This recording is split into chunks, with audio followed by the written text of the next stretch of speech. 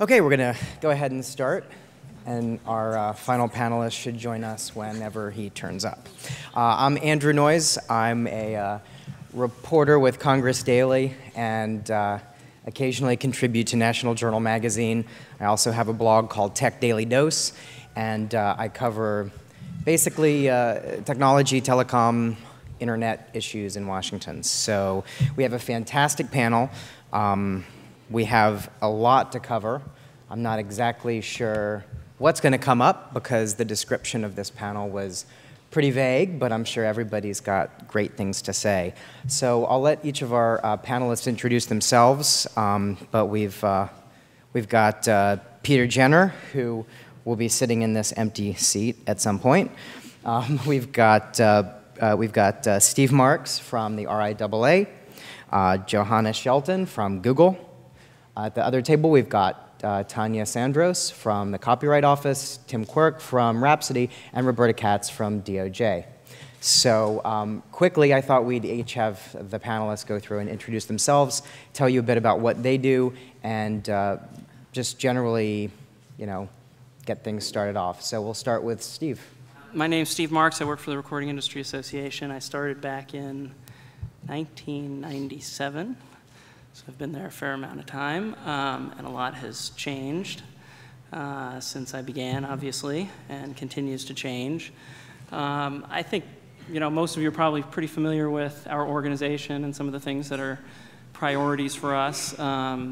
Just to focus on a couple, I think at the broadest level, I view my day-to-day job, and I think everybody, all of our colleagues do as well, as trying to help our member companies and the industry generally find new ways to bring music to consumers. And sometimes that's dealing on the piracy front to clear the brush, so to speak, so that there can be a level playing field for services that do want to launch or services that already exist.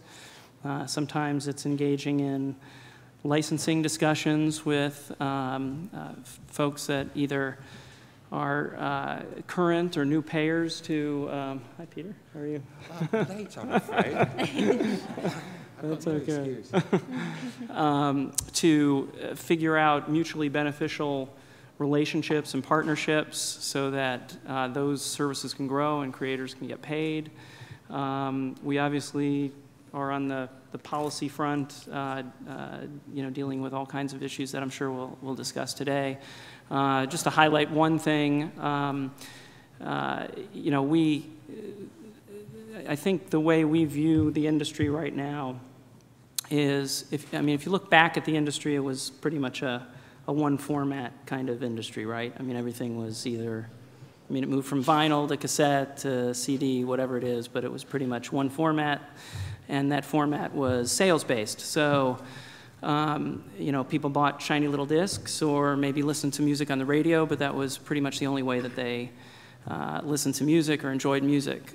Today, that has changed dramatically, such that what you see is, instead of having, if you were looking at a graph, for example, having one format make up 95% of all the revenues that come in, you have a number of different kinds of music uses, both physical, digital, and all the different kinds of digital and things like that, that have to additively get to a place where the industry can be healthy. So, we're very focused on each one of those individual things and whatever might be coming down the road, because I don't think we've really found something in the digital space other than iTunes that is kind of a mass consumer scalable product or service. So people have a lot of ideas about what they might be, but we'll just have to find out. So anyway, I'll leave it there, and we can talk more specifically after. It's a pleasure to be back here in my capacity this time working at Google. I know I've spoken to you in the past from FCC Commissioner Adelstein's office, as well as the House Commerce Committee under Chairman Dingell, and now from Google, where we're excited to be here because I think this year especially, we are really finally shifting from a world of pitting fans against rights holders to a world of working collaboratively and working on sustainable business models that are win-win solutions for everybody. In the past, we've been up here very focused on blocking content off the internet, and I think this year we're really talking about ways in which you engage with the internet in a way to connect yourself with fans and musicians, and there's all kinds of examples on YouTube that we'd be happy to talk about. Obviously, YouTube is a platform for musicians to connect and engage with their fans and be creative and have the fans be creative. We've seen really cool examples of, just recently the Jill Peterson and Kevin Hines wedding video, which enabled sort of remarkable. 1 year after Chris Brown's Forever song had been released, it was able to jump to number 3, I think, on Amazon and number 4 on iTunes because the fans had decided to engage with that content in a really creative way. And the rights holder claimed the content and was able to monetize that. So there's lots of really interesting examples we can talk about today. I think the good news is that we're on the cusp of sort of innovative experimentation and really ways to bring new revenue models, sustainable models to musicians. I think the bad news is we're still operating under outdated music licensing structures, which really are not keeping pace with technology and with developments, and I think they're holding back in even further innovation. And I just challenge you guys to be in our shoes and try to clear a song for global distribution. It is absolutely practically impossible. And so I really want to have a dialogue today about ways in which we can bring more efficiency and more scalability to all these solutions, because we certainly want to get there. Thanks. Good afternoon. I'm Tanya Sandros, and I'm the Deputy General Counsel of the U.S. Copyright Office. I've been with the Copyright Office since 1995, and since coming to the office, I've worked primarily with many of the statutory license in the Copyright Act, especially with music, sections 114 and 115 for those of you who are legal aficionados. Basically, though, dealing with what Johanna was talking about, music on the internet, with webcasts and also with digital downloads with iTunes-type models. We've been trying and struggling, really, since the passage of the DMCA to figure out a way to draft regulations that would help utilize the licenses and the statute as it's written to bring it forward into the digital age. It's been a real challenge, and we've really scratched our heads quite a bit, and we've gone around in circles and come back full circle at the end of the day, and have been successful recently in drafting some regulations which allowed the parties themselves to negotiate rates for interactive streams and different types of download models, limited downloads as well as ringtones and permanent downloads through iTunes. The webcasting proceedings actually are not so much a part of our office anymore. Now they are within the domain of the copyright royalty judges, who sets rates and terms for them, though we do have still a lot of responsibility for making sure that the policy piece and the legal ramifications are implemented through our regulations. And we do oversight what they do, but only from a legal and policy perspective. So it's been an exciting number of years. And at least I would say, having been there since the beginning, it's been exciting to see the parties over time come together and figure out ways to negotiate licensing deals for webcasting, even though they may not agree with what the government does through its standard procedures. There's been a lot of progress on the side once Congress has given Sound Exchange the right to negotiate directly with the webcasters, and they've been successful with many groups. And we're excited, hopefully, that will go forward and foster the business and help it grow. My name's Tim Quirk. I work with an online music subscription service called Rhapsody. I sort of fell into the online music business world accidentally. I started out as a musician. I was in a band called Too Much Joy, and then I sort of eased my way into music journalism. And then in 1999, I was doing a column on this company called Listen.com. This was before the peer-to-peer Napster came out. Listen.com was trying to be the Yahoo of online music. They were creating a directory of all the legally available, downloadable music on the internet because it was all scattered all over the place. So I've been watching this business develop, this industry develop for over a decade now. And while I agree with you that it's nice to watch people coming together finally, I do sort of miss the early days of FMC where people would almost get in fistfights on this stage. It's been too damn polite too much this kumbaya year. up here, huh? Huh? Too much kumbaya. Yeah, a little too much. I blame Obama. So hopefully we can fucking mix it up today. Roberta. Before we mix it up, I'm going to introduce myself. I actually do go back to the early days. I was the general counsel at Netscape in a prior incarnation. I am newly the special advisor technology at the antitrust division of the Department of Justice, and I'm here as an individual person, but you might say, well, what does the antitrust division have to do with any of this?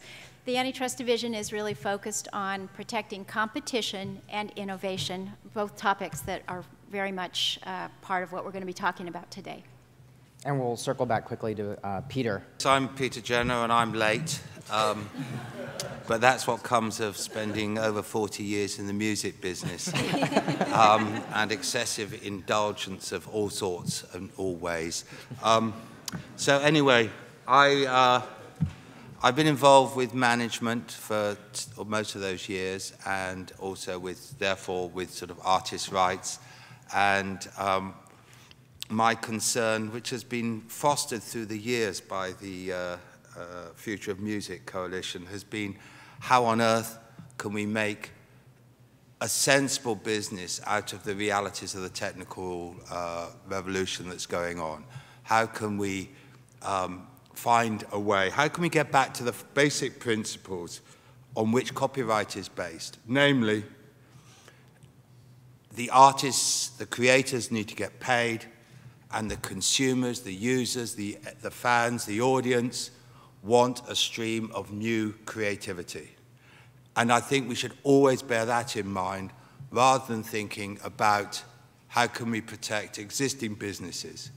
And in this sense, I must say, I think that one of the great problems that you have in the US is too many lawyers. And I think that lawyers get in the way when we have to. I mean, they're very useful as well. I mean, I'm not just being controversialist, but I mean, there's an element in which, if we look at the issues that are involved in terms of the traditional copyright legislation that we've got, we'll never sort it out. We've got to start thinking radically. And that's why I said my initial point about remembering what it's all for. Copyright did not come from Adam and Eve. It was invented because it was a useful device. And I think there's a serious argument that the application of copyright as we have it now has ceased to be a useful device. But I still want to get paid. And I just want to know how the two comments about not enough mixing it up and too many lawyers go together. It's a good question. Maybe we'll circle back to that. I thought first we'd start out, obviously you all have spoken a lot about kind of where the industry is right now. There have been lots of leaps ahead, and there's a lot of promise to be had. But I wanted to take a step back and kind of consider, over the past 10 years, where we've come from, and maybe you all could reflect a bit on some of the lessons learned. So I guess my first question for anybody who's willing to take the bait is, what is the single biggest misstep by any of the folks that you either represent or formerly represented or whatever have you? What's the biggest misstep that all of the folks involved in this space have made over the past 10 years? Tim? I'll jump right into that one, because as I said, I got my job at Listen.com as, I was covering them, and the thing that made me want to write the article about them way back in 1999 was they sent this very smart press release from a music PR firm rather than a technology PR firm. Gurley Action was representing him at the time. And the headline was basically the fact that the term MP3 had just beaten, for that year, 1999, on Yahoo, had beaten out the word sex as the #1 search term. So there's, it got my interest, and here I am. But the So in 1999, the market had spoken. They had clearly demonstrated this massive hunger for this particular format. It was not until last year, last spring, 2008, that the major labels finally started actually selling MP3s. That was 10 goddamn years almost that it took the industry to respond to what consumers had said they wanted. And in that period of time, I mean, we could have, so, you know, when I started in 1999, there was, the reason Listen.com was started was because major labels weren't selling their music online. A lot of indie labels weren't selling their music online. eMusic had started up, but they were signing exclusive deals. So if you were an artist who was on eMusic, that was the only place your music could be downloaded. There were other sites like mp3.com and others. And it was just there was no one-stop shop for any of this music. And we could have, way back, and so when the major labels did start coming online, they were trying to sell singles in these, you know, that you could only download them to your computer. There was all this DRM, and I think Sony was one of the first, and the price point for their initial digital singles was something like $3.99. And they were looking at it like, oh, it's a new format. We raised the price when CDs came out, so now we get to raise the price when it's, you know, digital downloads. In that 10 years, the industry, well, I mean, I don't even want to call it an industry, but basically consumers just said, well, damn it, if you're not giving us what we want, we're going to go get it from the places that are giving it to us. So I understand there's lots of vested interests, there's you know, legal niceties that have to be followed, and, you know, Rhapsody has always tried to play by the rules. But it moves so slowly when you try to do it right, when you try to be a good actor, that the consumer have basically just passed us by, and we are struggling to catch up. And I've always been very optimistic about our ability to create music as a service and actually come up with a way to compensate creators. I'm a little bit more skeptical than I was in 1999, and that saddens me. Steve, Tim thinks that your members have been sitting on their hands for a decade. I'm sure you have a response to that. I think it was only about half a decade since we started at some point. But rather than get into a blame game, the only thing I'd say about that in terms of timing is you have to look at when Napster launched. And the issues that we had to deal with in terms of competing with free. So it wasn't as if the label sat around for a decade, didn't do anything, and then Napster came along and Kazaa, everything else that followed on. So I think that unfortunately we were in a position of reacting to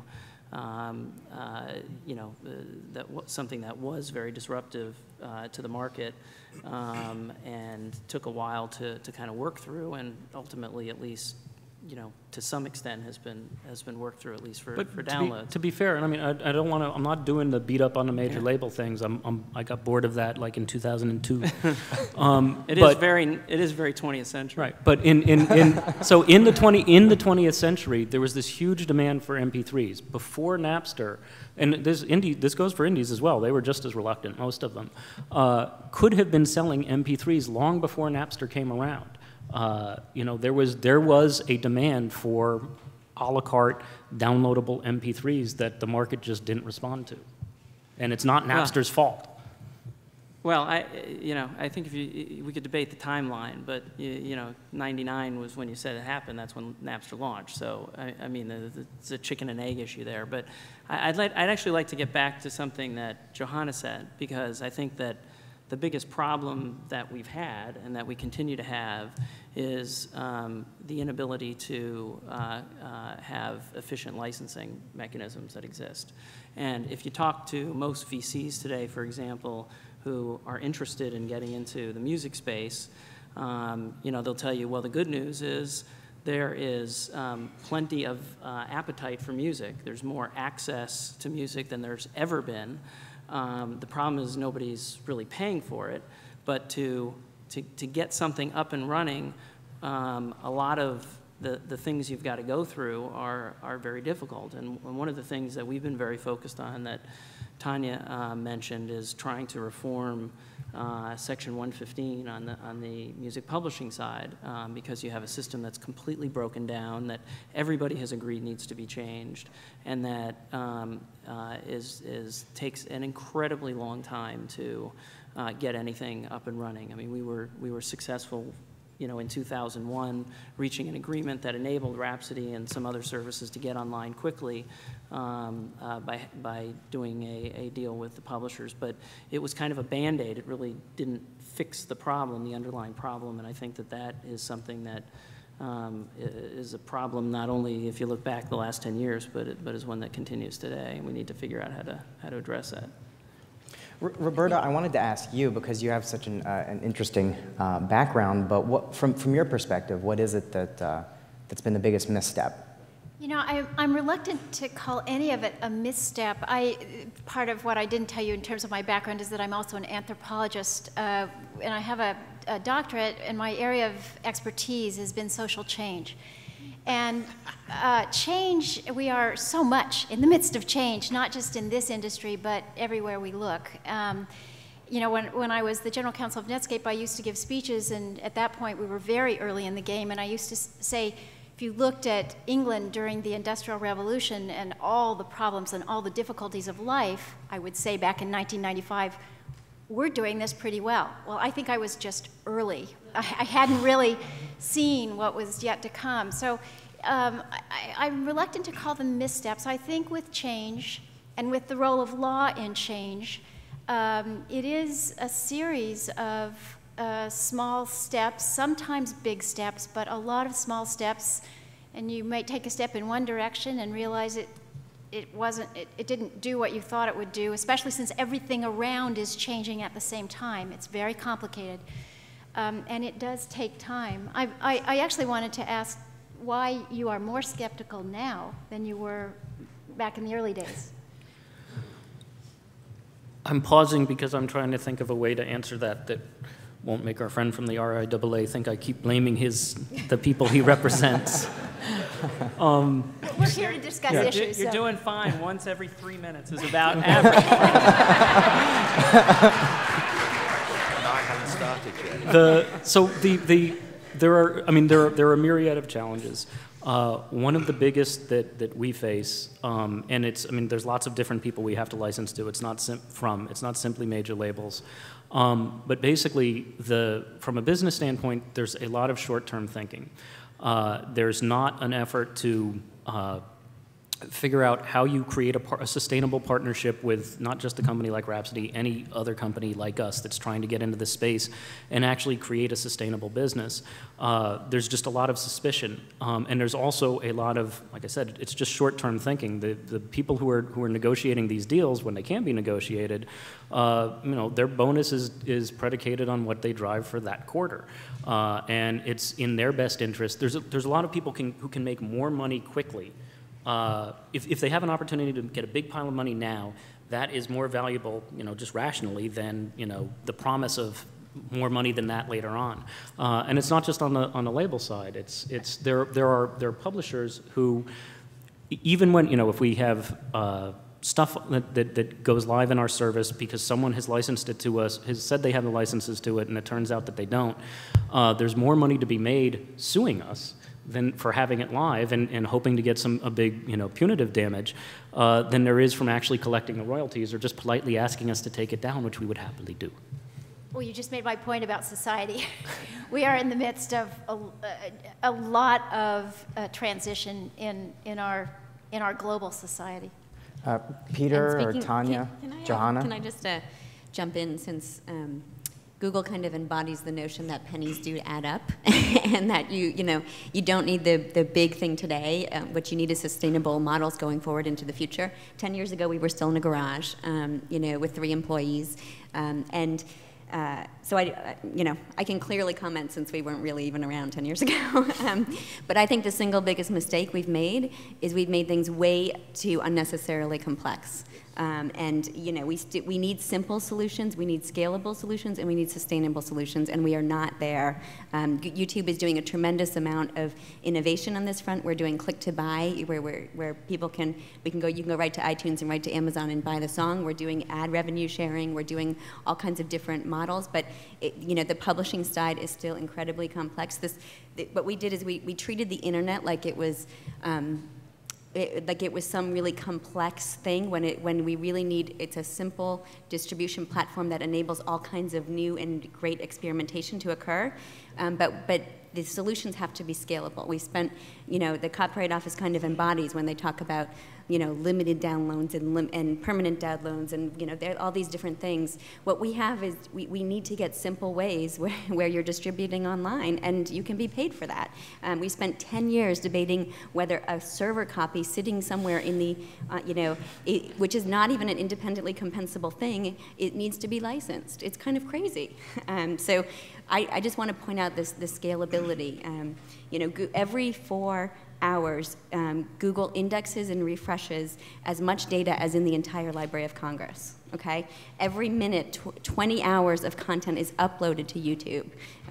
Google itself has 112 languages that we index, including 5 that are fake. The Swedish chef we index, as a language, right? So, Do you do Klingon? Right.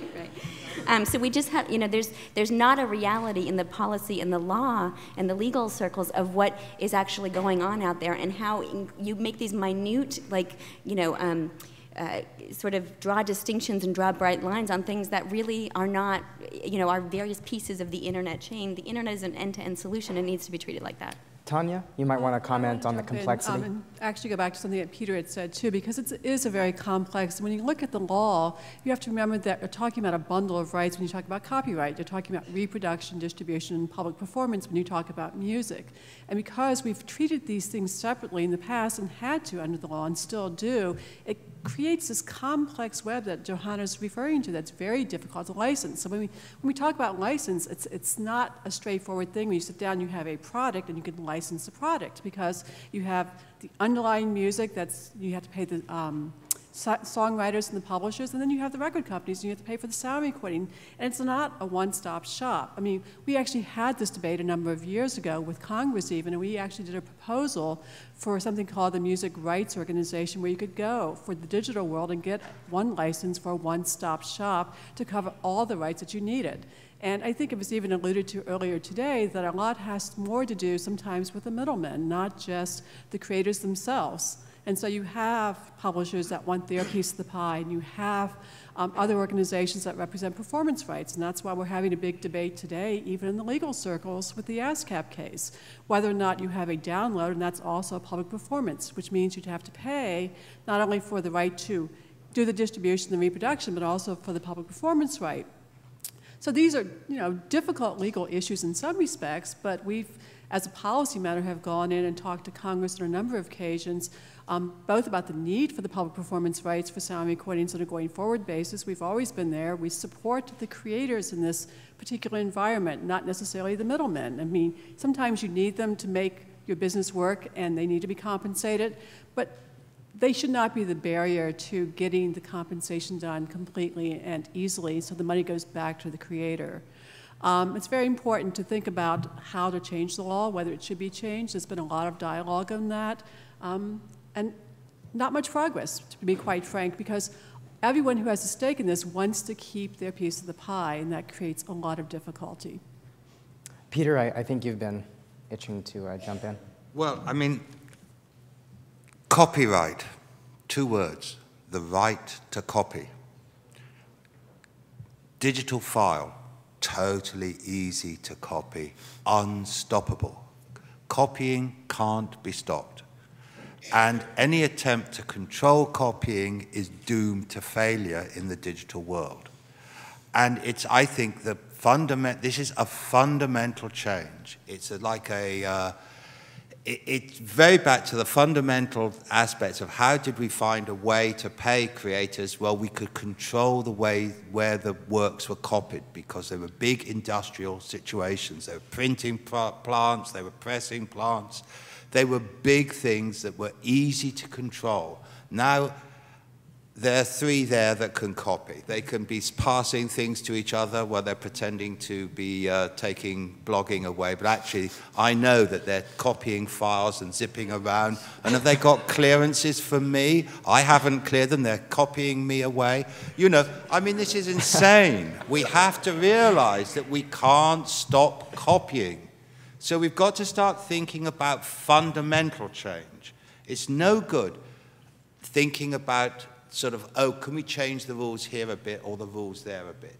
And I think we also have got a problem which is due to the life of copyright, which makes it unbelievably difficult to see how you're ever going to resolve this thing. We've managed to get a situation where recordings have a copyright life, is it 90 or 95 years now in America? 95 years. 95 years. And the copyright in a song is life plus 70 years. This is bonkers. You know, I'm a person who makes his living from taking money off people who get copyright earnings. I have an interest in copyright. I have an interest in getting paid. I'm not some sort of loony, but I can look at what's going on and say, this is a nonsense. And we have to stop thinking of the internet as being like a very big shop where people might come in and steal your product. It's not a shop. It is something which is fundamentally different. And if I was to draw any analogy with our current world or the 20th century world, I'd say it's a much more like radio than it is like a shop. And I think it's because the fundamental business of the record companies has been selling bits of product in a sort of rather old-fashioned way. I refer to it as a Fordist model. It's been about mass production. That's where they made their money. The more they made per unit. It's a mass production model. It's very hard, and I think you're right about change. I mean, change is really hard. You're dealing with these companies that have got huge employers, or used to have huge employment, well, now not nearly so many, and there were shops. Oh yeah, can you remember? There were shops, and there were distributions, and there were warehouses, and there was a whole thing, hosts of people making their money out of moving bits of plastic around.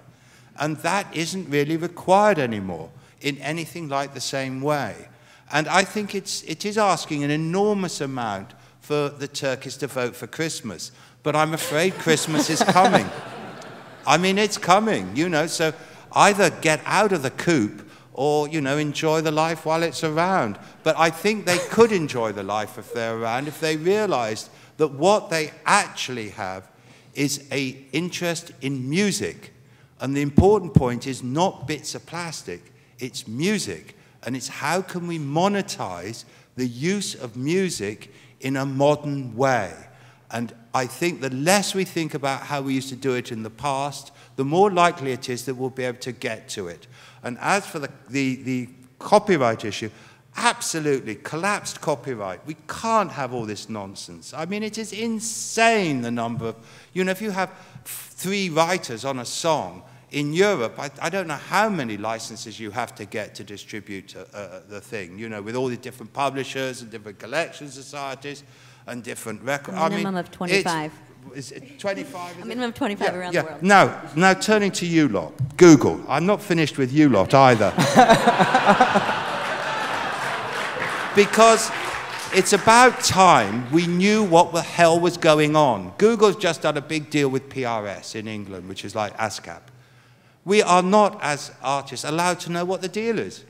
They aren't able to tell their members what the deal is. They'll get paid. I'm sure it's a good deal, and I'm sure it's very honest and very honourable. But I think it's outrageous that deals get done with artists' work, and the artists are not able to find out what the deal is. Comes with music, Nokia. What was the deal? Who knows? Somebody knows. I certainly don't. No one that I know in England knows what that deal was.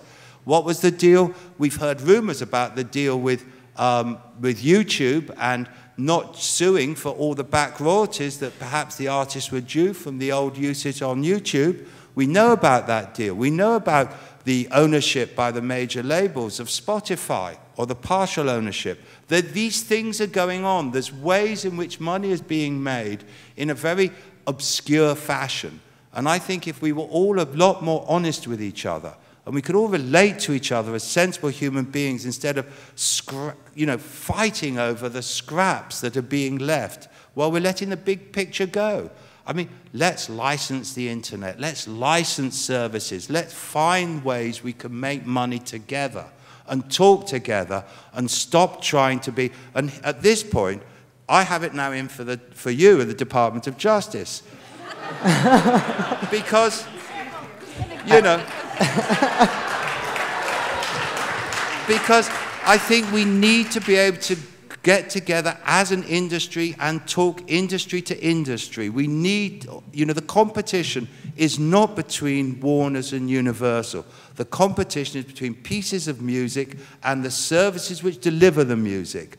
And I think that we cannot hope to get good services that deliver the music until the people who own the music can collectively talk sensibly with the people who deal with the music. And the hysteria about sort of antitrust is, I think, incredibly unhelpful. And again, totally 20th century. It's a sort of whole legal structure which is dealing with the past. I want competition. And I want the competition to be with the real stuff. And the real stuff is the music. And no one cares whether it's on EMI or whether it's on Universal. They don't give a damn. And they don't give a damn whether it's delivered by, you know, by Tim or whether it's delivered by somebody else. And I think, you know, I was really depressed when I was told that iTunes was the great model. iTunes is the most backward-looking model in many ways because it's reproducing the traditional retail model. It's trying to mimic what was happening in the old world. It's been successful, it generates music, I gather it's really terrific, and I'm all in favor of it, and it brings up my artist's money. But, you know, I don't think iTunes, if that's the only thing we can, you know, sort of celebrate, I want to know if we can celebrate it, how come that anyone has got 30,000 songs on their iPod? Did they pay $30,000? I think not. Andrew, can I ask a question? Sorry, I rant. No, it was interesting. The question I want to ask is, we're talking here, a number of panelists have made the point that there needs to be fundamental change. As I understand copyright, the fundamentals of copyright are that it was a balancing act. The theory was we needed copyright, we needed to give someone exclusive rights in order to entice innovators to innovate, and that was for the social good. That was the idea, yep. It seems like, I guess the first question I would ask is that still a laudable mission? And does that have to underlie any change that occurs? And could that become the basis for a change? I mean, I think that copyright was, the intention is still good.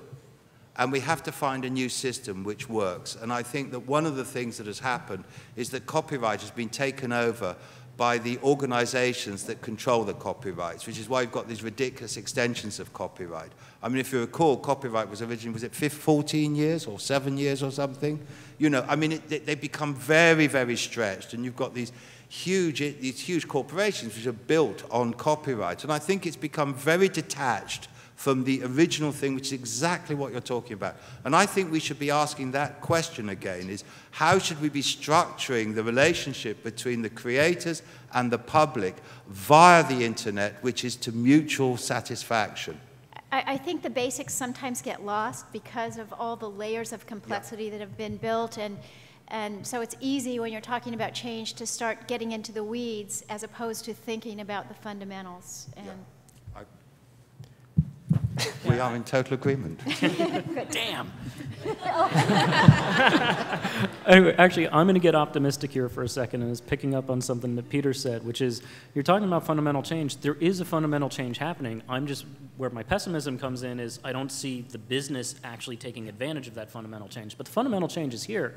And the change is we're moving from a product-based model, an ownership-based model, to a service-based model. And that's fantastic news for consumers and for creators. It could be fantastic news for the corporations that currently control those creators' copyrights. It's not turning out that way because we're busy arguing. But in a usage-based model, it's, you know, it should be a record company's dream, because you don't just get paid once when somebody buys the thing, you get paid every single time they use it. It's fantastic. And what happens when you give people access to almost everything that was ever recorded in the history of the world, it's amazing how much of it they actually listen to, and how much more often they start listening to music than they had before. The reason I'm in this business is because I'm a geek. You know, when I fell in love with a band when I was 14, it wasn't enough to just have whatever song they were playing on the radio. I needed every record they'd ever recorded. I needed all the bootlegs. I needed all the side projects. I needed anyone they ever mentioned in the magazine as being an inspiration. I had to go get all their records. And every record I bought led to 5 more that I had to have. And I found out that that was abnormal. And music as a service, it actually makes regular citizens abnormal like me, and that's beautiful.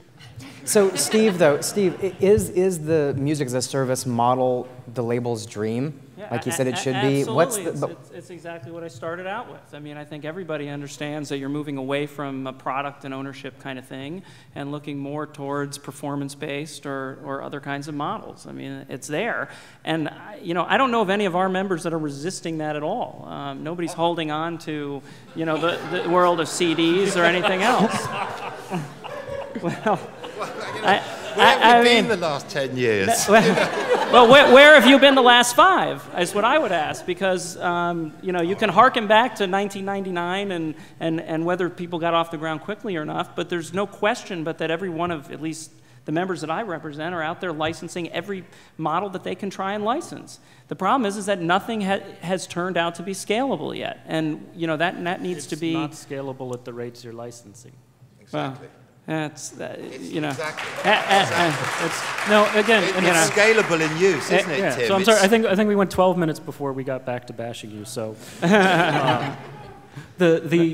just one little example. So, and hopefully this won't sound like a commercial. We recently launched an iPhone app for Rhapsody. Now we have licenses to 8 million songs, and we have this notion of a Rhapsody to go tier where you can take the songs portably with you. However, when we and so there's a wireless device that's called an Ibiza that connects to your Rhapsody account. You don't have to plug it into your computer, and that was pretty cool. But it's even cooler when it's on a device you already have in your pocket and not a new one that you have to go buy. So even though we had the rights over here, in order to launch this application, we had to go get, it was like a 5th right that we had to go negotiate. Even though we had the rights to give people wireless songs onto their devices, as soon as we were doing it over the air through carriers, the labels, not every single label, but some labels, their sort of knee-jerk reaction is, oh yeah, well, you got to give us some more money if you want to do that. Maybe you should have negotiated a better deal the first time around. I mean, you know what? You just stepped in it so bad. I'm not even going to pile on. No, but the point is, that was just so. If you have a deal that limited you to certain things that you agreed to, the notion that you have to actually go back and ask permission from the people who created the music doesn't seem that offensive. Okay, let's go back to 1999.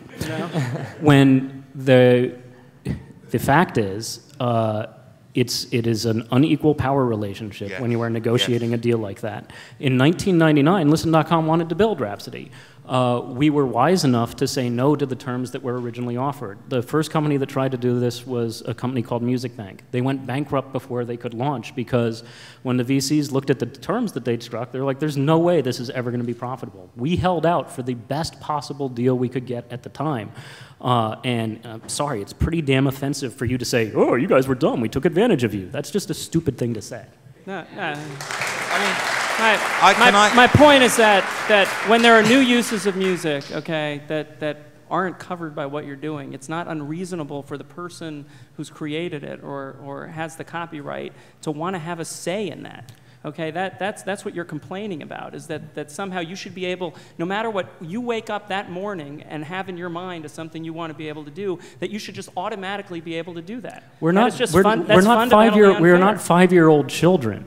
We are basically trying to be good partners to create a sustainable business. What I'm trying to say in as polite a way as I can manage is that short-term thinking from the people who are negotiating, who control the copyrights, is preventing us from building that scalable model. It's not that the model is flawed, it's that the terms are unsustainable.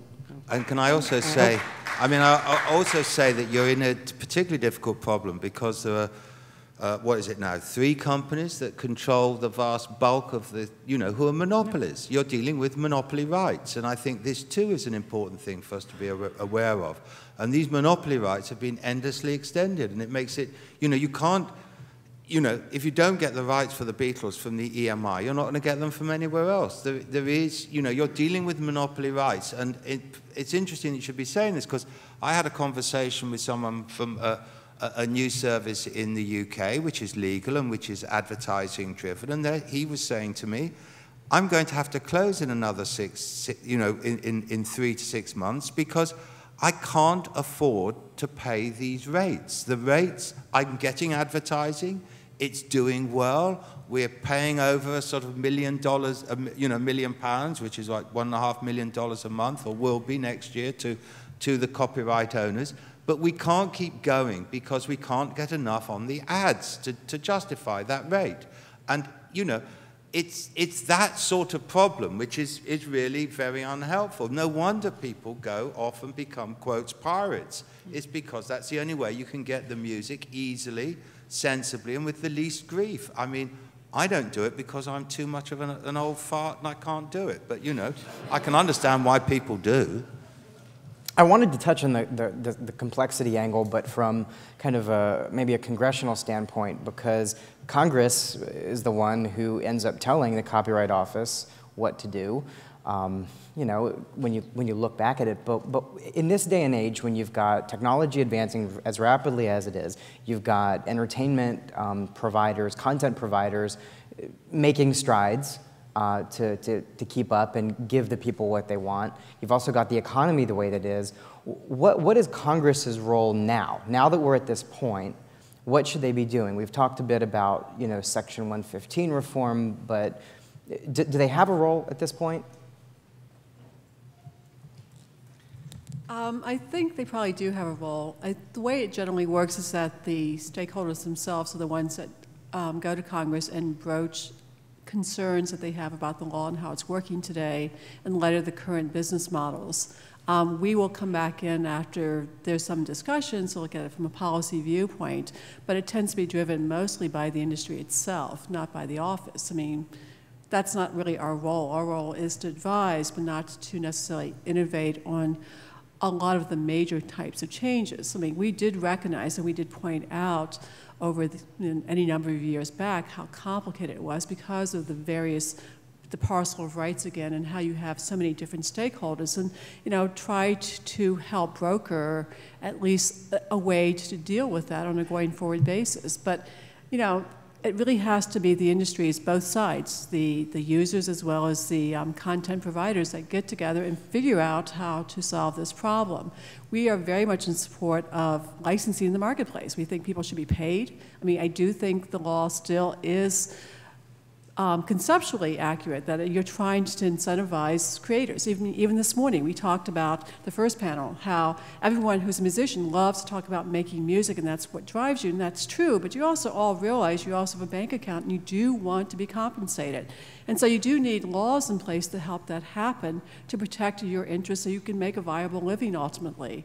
So it's a complex issue. Where Congress is going to go with this, I think at this point, they're looking very seriously at the Performance Rights Act, trying to bring in the broadcasters. That's a huge step forward because, again, it had to do with digital technology. The fact that there were new ways of consuming music on the internet, and they were paying for that music, it didn't make sense suddenly to say, broadcasters, you get a free pass continuously, because you now have competition. And the thing is, it should be an even playing field.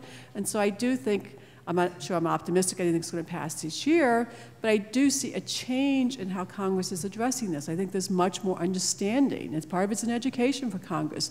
They need to hear from the people who are affected, so they understand what needs to be changed and then figure out how best to change it.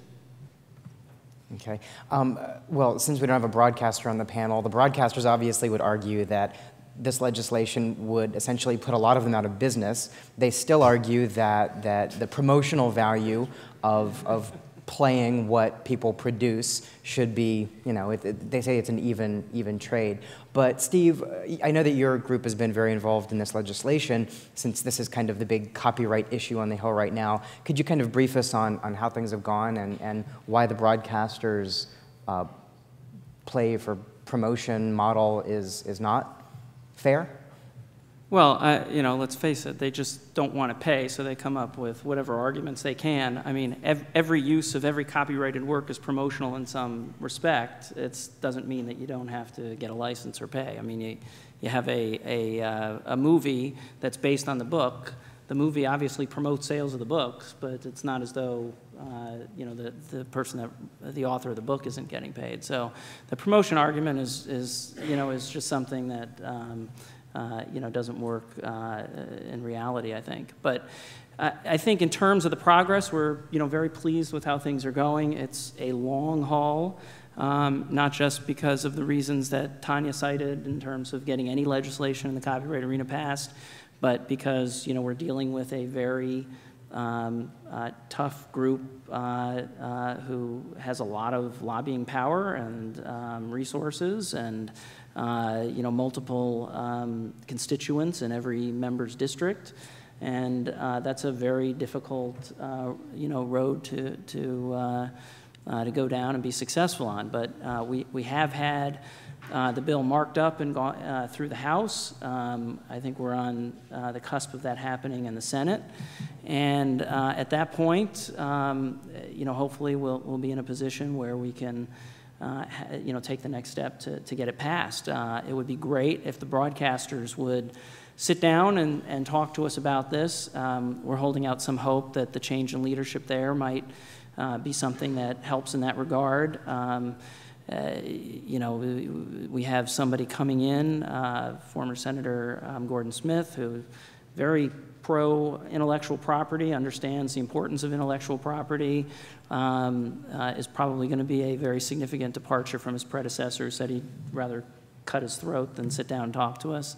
So anything's an improvement over that, I guess, in terms of you know, the prospects of sitting down and chatting. But you know, we're hoping that you know, brings some real change to the debate, because look, we've sat down with the broadcasters in the past. We worked out streaming deals with them.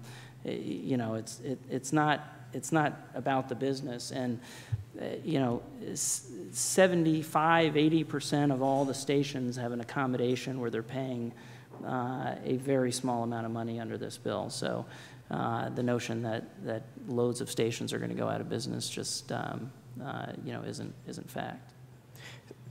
So can I just have a quick word as a foreigner to say that I personally find it particularly offensive when radio stations go on about the promotional value of playing music. Has anyone wondered what is the promotional value to the radio of playing music? I mean, it's just nonsense. It's also, I'm going to agree with Stephen here, which is exciting.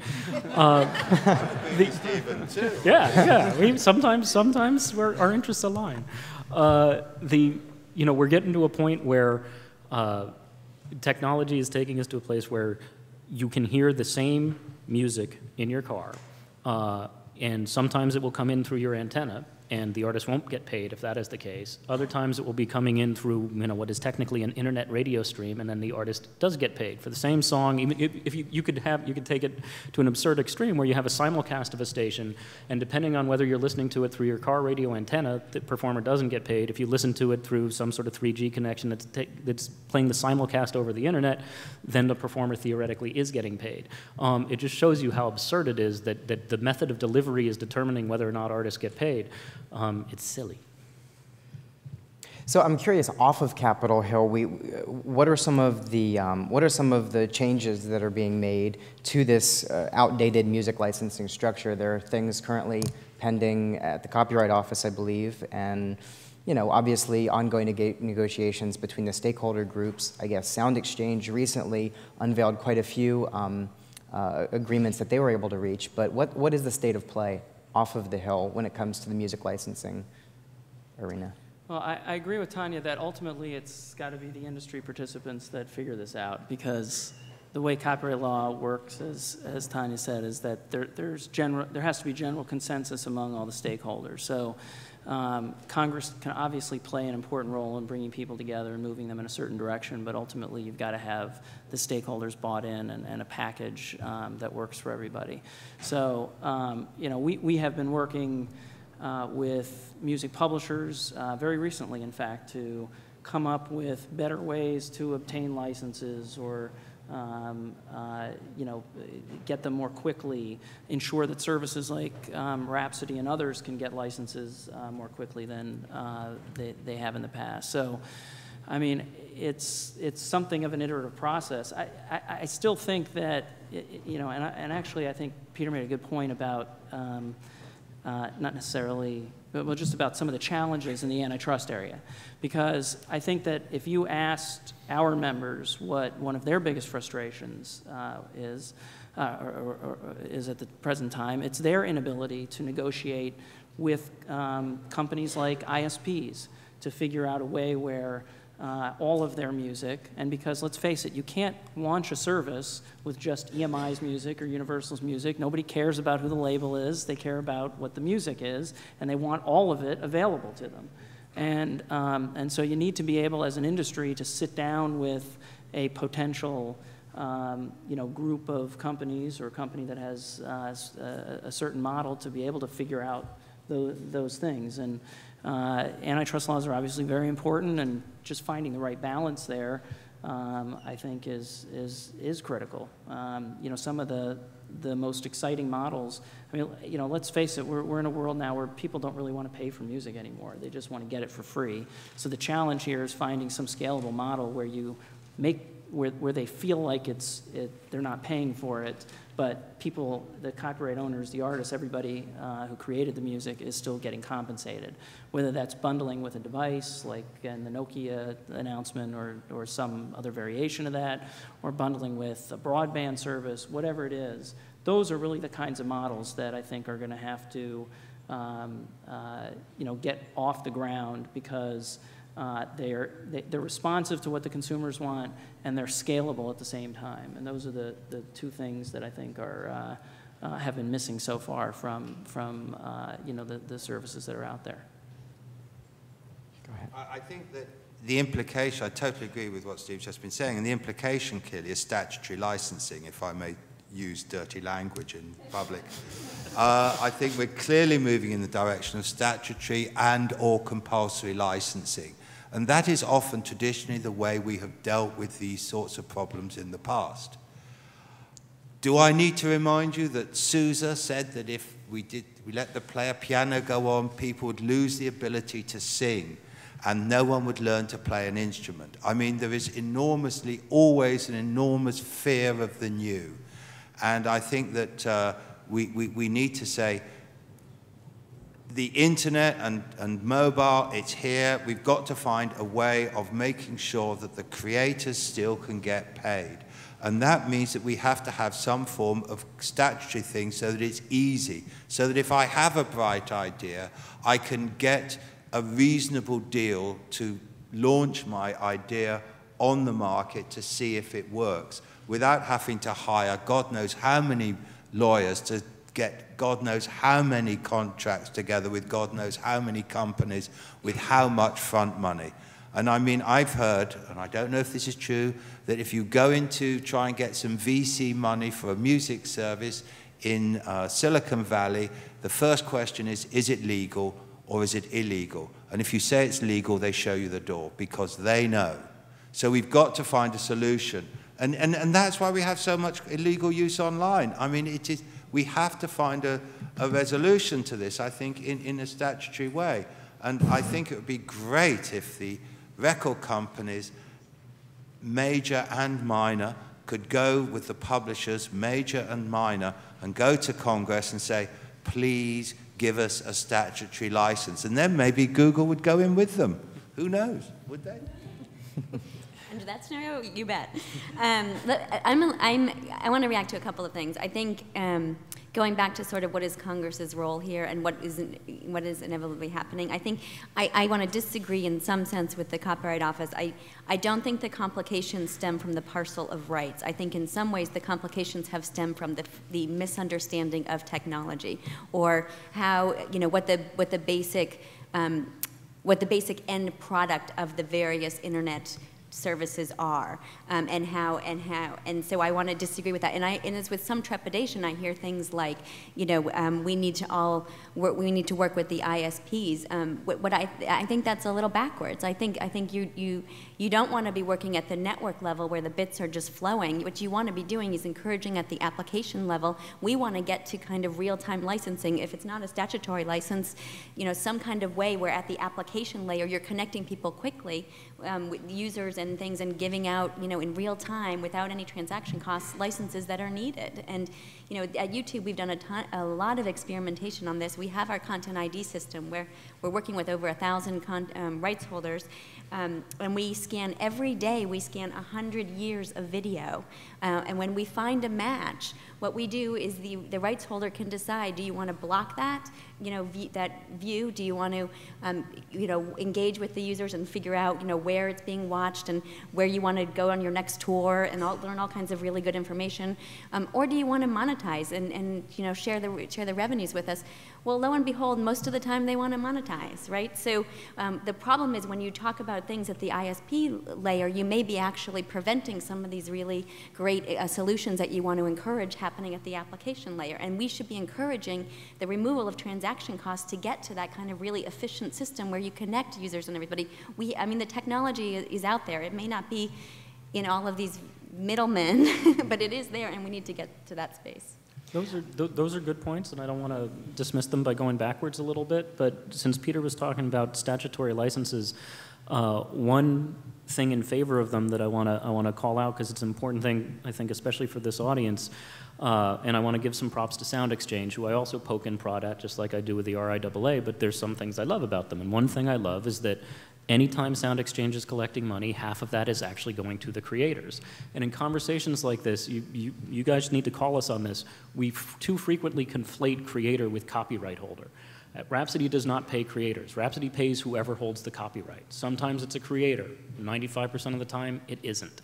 And so the thing I like about what's the setup with Sound Exchange, even though we argue about what the rate should be, is the fact that there is a rate, and half of that money goes straight to artists, and it can't get pocketed by any of the middlemen. So I have come to believe that some sort of compulsory or statutory blanket license is absolutely just a fundamental requirement of making this work as a business. Any scheme like that needs to be set up the same way the PROs are set up for publishers and composers, the same way Sound Exchange is set up, so that the actual performers and creators do get paid.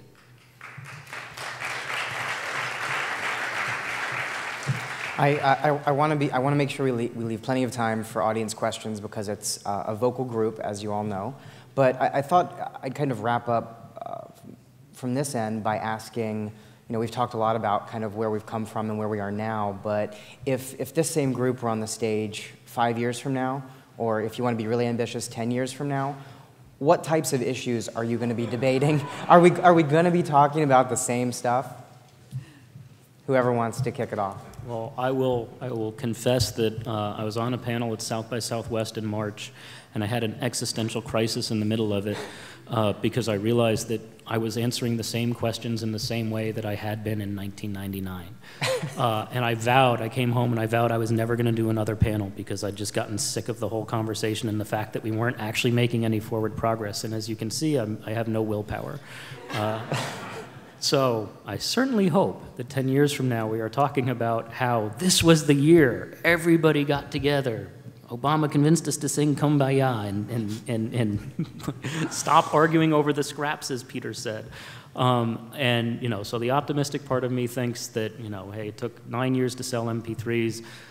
Maybe it's going to take another 9 years before you can effectively blanket license music as a service. The pessimistic part of me fears that if it actually takes that long, everybody will be doing it in an unlicensed way. There's a generation coming up that is that's the way they're accustomed to getting music, because we are not serving them the way they're asking to be served. So I actually think in 10 years we will be having a different conversation, in part, and I agree with you in terms of 10 years ago versus now, because for me, a lot of these issues were 1995 issues. I haven't had an existential moment yet about it, but I think what has happened is our understanding of the power of this network has changed. When I started talking about the internet in 1995, anyone over the age of 40, or very few people over the age of 40, had any idea what I was talking about. In fact, I remember one talk I gave to the Business Roundtable, which was the top 200 CEOs in the country, and at one point I was talking about the computer and the network, and I looked and it was just a lot of blank faces, and so I said, how many of you actually use a computer? These were older people, they were CEOs of big companies, and out of 200 people in the audience, maybe 30 hands went up. Well, if you think about then and now in terms of familiarity with computers and familiarity with the net, I think you would hardly have any hands that would go up if I were to ask that question. So I think people have changed very substantially over the last 10 years. I think the technology, it will continue to change, but I think the changes will be less enormous in terms of their social ramifications. So I think we will, over the next 10 years, manage to get our social systems better adapted to the new technologies. Because that's really what we're talking about. We're talking about a new social system that matches the power of the new technology. And whether you want to call it disintermediation or whatever, there will be new players, whether they're middlemen or middle people or something else. Because what we're talking about is, again, it's the scale is gigantic. Part of the reason we have the system we have today is that it was a way of handling the scale in the past. So social adjustments always follow technological change, in my experience. Can I just say we need more anthropologists in government?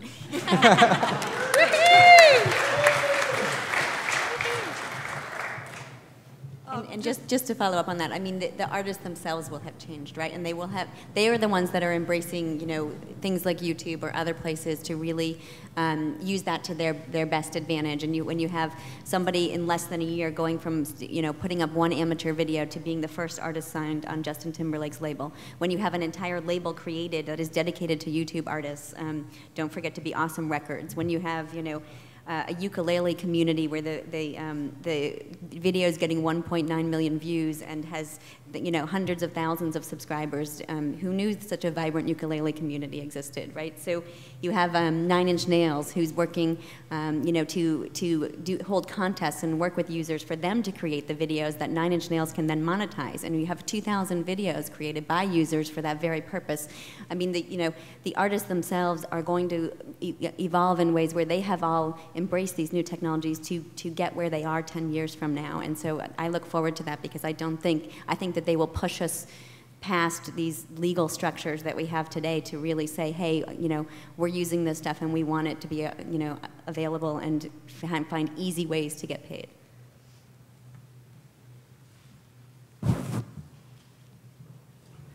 Okay, good.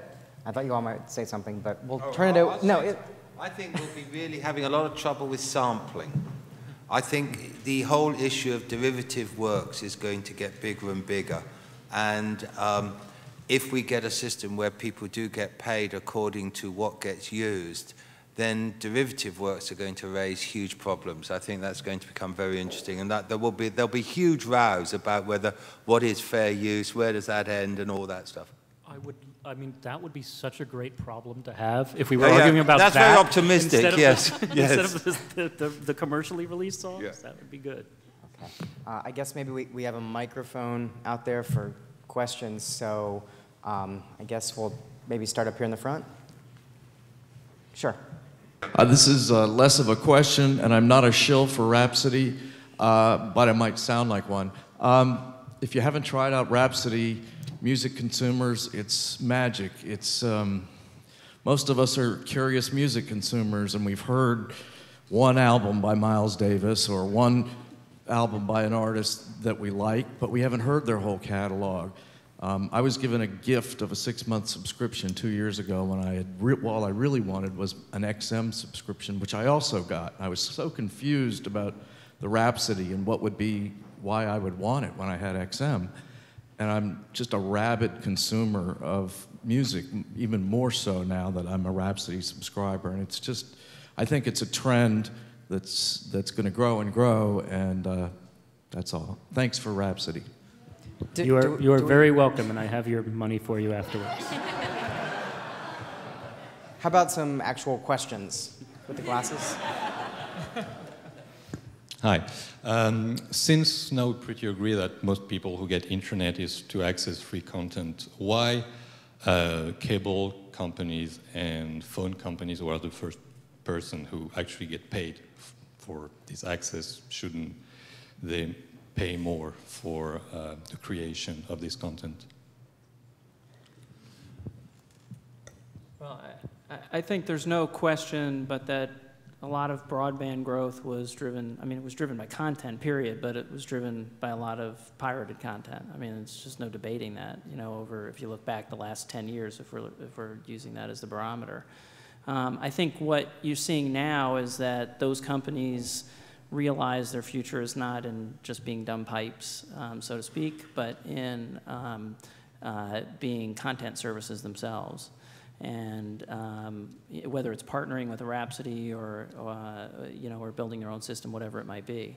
And so those were some of the things that I was referring to earlier that I think are important to, or at least one possible way to bring new services to a lot of people. I mean, think about if you could bring Rhapsody partnering with, you know, any one or several of those companies to tens of millions of people instead of, I don't know how many subscribers Rhapsody has now, but you know, you've got this great service that hasn't achieved scale, you know, any scale on a kind of mass market basis, and you know, broadband providers could be, you know, part of that solution. I mean, they don't have to be, but they could be.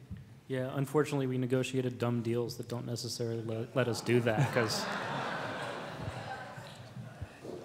Well, take some of your Microsoft settlement money and put it into marketing. Maybe you scale on your own.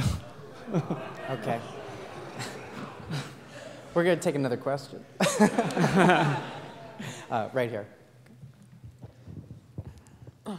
Yes, hi. My name is Deborah Newman, and this is a question for Roberta Katz. I'm not an expert, nor do I understand really anti-competition law. But I had an interesting today at lunch that I had conversation about collective bargaining agreements that the labor unions, AFM, AFTRA, are able to have. And I'm curious as to why you can have collective bargaining on that side, but why the record companies trying to sit down with in this digital music area with the music publishers, why that is antitrust or anti-competition when collective bargaining is not on the labor relations side. Well, Deborah, that's a whole, we'll be here for a long time. I mean, that's a whole overview of antitrust law. One thing that crossed my mind when this conversation, or a couple points when the question was raised about getting together, it is complicated when people can get together and when they can't. But there are, in some circumstances, ways that they can. Obviously, you need to bring in one of those, your favorite people, the lawyers, to help you figure that out. But it's not something I can give a simple answer to right here. But I think the short answer, though, is that there are laws that provide for collective bargaining of that sort. You know, Congress has passed laws that allow for that, whereas they haven't in the situations that we've been talking about today. And I mean, we went to the Department of Justice 8-9 years ago to talk about being able to do some of this, and we were told, you know, you guys have good lawyers, they'll give you good advice on what you can and can't do. I mean, so, you know, there are very good reasons that there are antitrust laws. I'm certainly not advocating that they be repealed, and I think that you don't, you know, you can have statutory licensing, but you could also have voluntary blanket licensing, you know, as an alternative as well. So we need to kind of all together find the sweet spot there that enables this to happen, that doesn't run afoul of what are very important antitrust laws, but still allow some of these things to get off the ground in a way that they haven't so far. I have to say, you let the sports teams negotiate collectively, you let farming groups negotiate collectively. I think it's just as important that you should let creative groups negotiate collectively.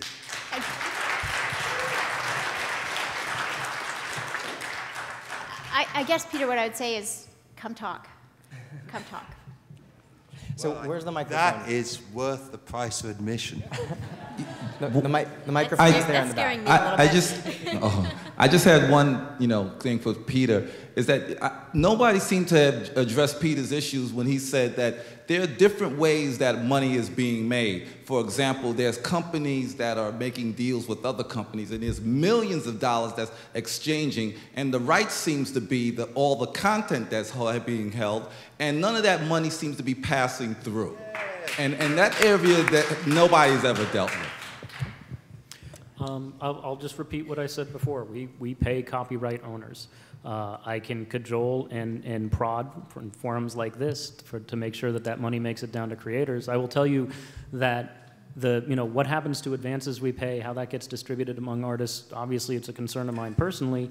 I will tell you that even the money that is contractually supposed to go to artists, I'm a Warner Brothers recording artist, my royalty statements from Warner Brothers to this day do not include 1 penny of digital royalties. They don't even account for it. It's as though there are, and it's ridiculous because I can see exactly how much we sold in Rhapsody. It doesn't show up on my statements. So yes, it's a big issue. Okay, the mic is toward the back there. So maybe a question in the back, and then we've got some up front as well.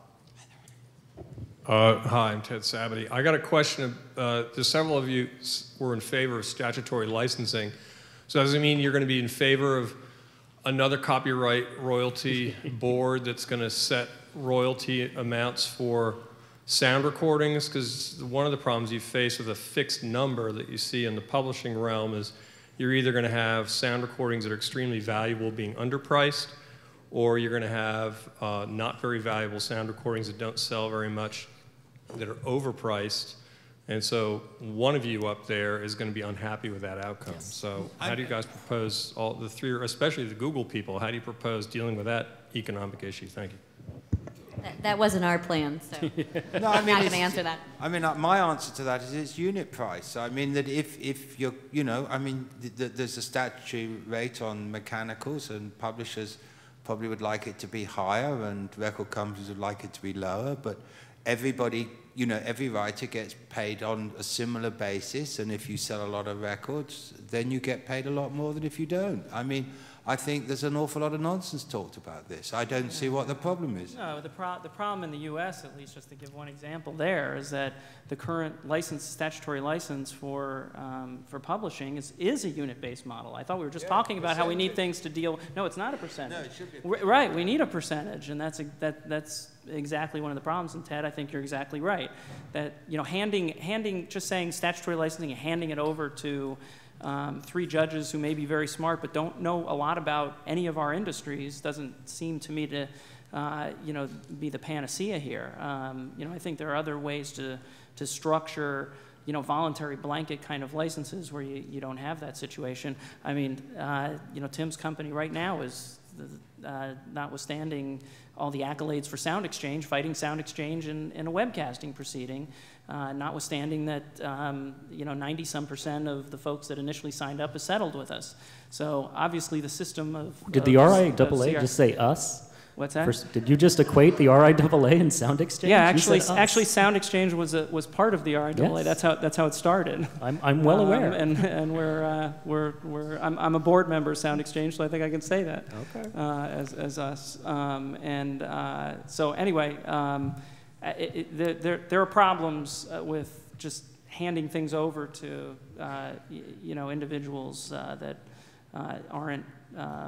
don't have the knowledge that the industry participants do. As a guy who went through the last CRB proceeding for internet radio and it just submitted testimony for the next one, it's a messy, contentious process, and I wasn't advocating it 10 years ago.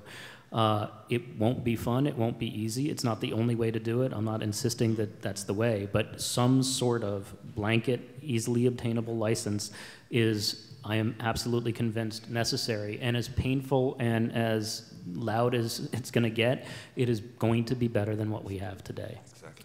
We have 2 people up front who've had their hands up for a long time, so I guess over here. Thank you very much. I too am a foreigner. My name is David Baskin. I'm the head of CMRRA in Toronto, Canada. And there's some fascinating contrasts here. Canada basically allows collective negotiation by users either by way of a voluntary discussion and an agreement, because we have an exemption from our Competition Act for that purpose, or if we can't reach an agreement, we go to the Copyright Board of Canada. That's resulted in a tariff for the use of songs, for downloading, for streaming, for on-demand streaming, that's been certified by the Copyright Board. We have on a voluntary basis put together more than 90% of the rights owners.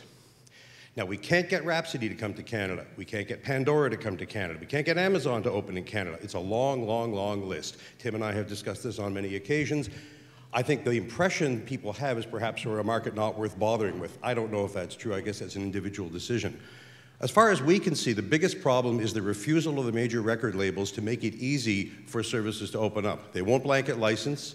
I am given to understand that they ask for enormous advances, far more than the market will bear. All the decisions are made in New York and Los Angeles. None of the decisions are made in Canada. The result, an extraordinarily high level of piracy, an unbelievable level of piracy. And the RIAA's colleagues in Canada, CREA, spend an enormous amount of time screaming and moaning about piracy, which I would never support, and I share their pain. But they don't seem to want to do anything to actually make the process of doing business easier. We're open for business. We have a percentage license rate. On a voluntary basis, we've put together a collective with more than 90% of the songs. Our colleagues at SOCAN have 100% of the songs. It couldn't be easier to license songs in Canada. It could be a lot easier to license records. The bottom line is you have just north of the border, and I don't mean Maryland, you have north of that other border, like where people talk funny, you've got an example where it works a little differently and could work a lot better, but for the refusal to participate of a key part of the industry, namely the record labels. My advice to my friends in the record industry is get with it, license on a blanket basis, or ease up on your advance demands, or stop screaming about piracy, because you are now the reason for it.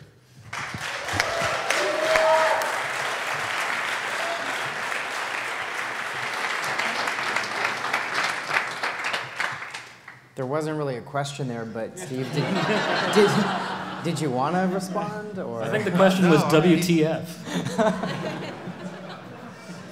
Man knows how to play to an audience, what can I say? No, I mean, we have the same problems in the UK. We're trying to license things, and it keeps going back to New York and LA, and it's a question of is it going to set a precedent and so on and so forth. And it's a real problem. Okay, we have 2 minutes, so a quick question from, I don't know where the mic is, so you've had your hand up a while. I'll make it really loud. I am a recovering lawyer, but I've always been and still am a fan. And this is something that I would like... Oh, here comes the mic. And make sure it's a question. I don't want to make this into a war. We've been at war with each other for way too long. So let me ask you this. Would you consider at least going back to the people that you represent and discuss the idea, it's not that people don't want to pay for music, it's that people want to know that when they pay for music, the people that are creating it are getting compensated. Either the rates are too low to begin with in the beginning, or we have this horrible history of what in the film and TV business is called Hollywood accounting. Can you at least go back and talk to them and let them know that this is a huge perception problem that you have in the fan community and also in the larger community? Because the fans are the ones who go, hey, you know, that guy, he's supposedly only got, say, 50 cents a disc, and then, you know, we heard from him 6 months or a year later from his tour, he still hadn't gotten paid anything. And it's because of all the creative, bizarre accounting that goes on. I think we're making this process way more complicated than it needs to be. And would you at least be willing to do that? Because if you're willing to do that, then I'm willing to go to the fan community and say, hey, look, we're trying to bury the hatchet and actually solve the problem. Thanks. Yeah. We have time for a very quick response, and then we're done. Well, you know, look, I think that there are all kinds of discussions that are going on between artists and labels on figuring out new ways to do new deals in today's, you know, market. You know, I don't deny that there is a perception out there that exists. I will tell you that in every study I've ever seen or any survey that we or any independent party has done, the #1 reason about why people buy, you know, go and get music for free is not because there's a perception that record labels aren't paying artists. So, you know, I hear your concern about that, but I think let's be realistic about what the real issues are in terms of, you know, the overall market. I think legitimacy is an important issue, and I don't think it's the sole issue, or it's maybe not even a major issue, but I think there is a perception of legitimacy, and I think that has a lot to do with why, unauthorized internet access to music occurs on such a large scale. There is that perception. People feel that it is that it is a victimless crime, and I think that's very hard to get away from when we all know that there's never been a known case of an audit which hasn't turned up an underpayment. Okay. Well, I'm sure that our panelists wouldn't mind sticking around afterward to discuss, and maybe Steve wouldn't mind sticking around to get beat up on a bit more. No. But let's give everyone a round of applause.